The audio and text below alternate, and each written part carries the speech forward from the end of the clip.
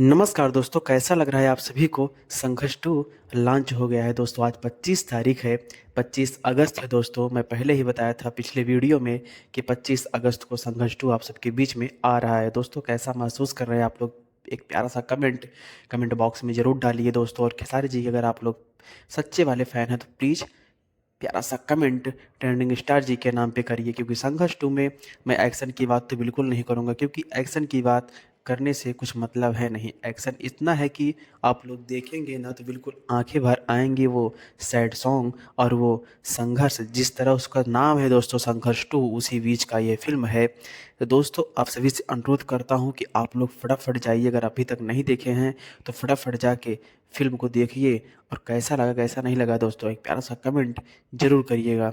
तो दोस्तों अगर आप लोग मेरे चैनल को सब्सक्राइब अब तक नहीं किए हैं दोस्तों, प्लीज़ चैनल को सब्सक्राइब कर लें, क्योंकि ऐसे ही वीडियो आप सबके बीच में मैं शेयर करता रहता हूँ। भोजपुरी के हर पल खबरें आप सबके बीच में आता रहता है। तो नमस्कार दोस्तों, जय भोजपुरी समाज, जय हिंद, लव यू ऑल।